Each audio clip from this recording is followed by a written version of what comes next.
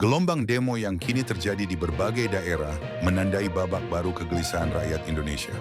Ribuan massa tumpah ruah di jalanan meneriakkan tuntutan yang tak lagi sederhana. Dari Jakarta, Bandung, Yogyakarta, Surabaya, Medan, hingga Makassar suara rakyat semakin lantang.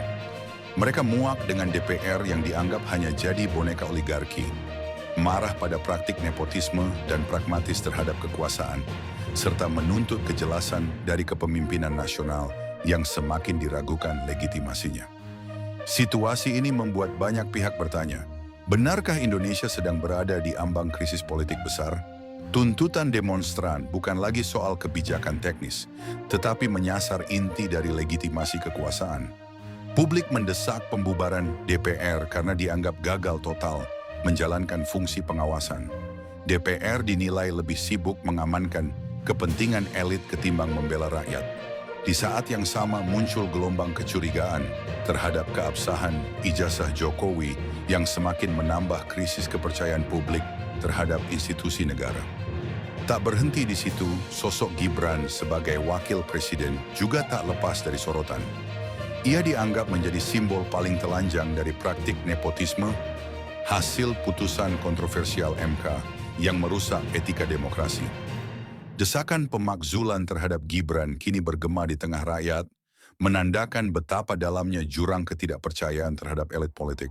Yang membuat situasi makin genting adalah kondisi sosial ekonomi. Lapangan kerja makin terbatas, jumlah pengangguran meningkat, dan beban hidup rakyat makin berat. Isu ekonomi ini bersatu dengan keresahan politik, melahirkan ledakan amarah yang mengalir deras ke jalanan. Gelombang demo yang terus membara adalah ekspresi nyata bahwa rakyat merasa terpinggirkan dari panggung kebijakan. Pertanyaannya kini, bagaimana pemerintah Prabowo menyikapi ini semua? Apakah ia akan berani memutus ketergantungan dari bayang-bayang Jokowi, geng Solo, dan oligarki, lalu berdiri tegak sebagai presiden yang berpihak pada rakyat? Ataukah justru memilih jalan kompromi yang membuatnya kian terseret ke dalam krisis kepercayaan? Indonesia kini berada di titik rawan. Jika tuntutan rakyat terus diabaikan, maka gelombang demo bisa berubah menjadi badai krisis politik yang lebih besar. Sejarah membuktikan, setiap kali rakyat turun ke jalan dengan jumlah besar, perubahan besar hampir tak terelakkan.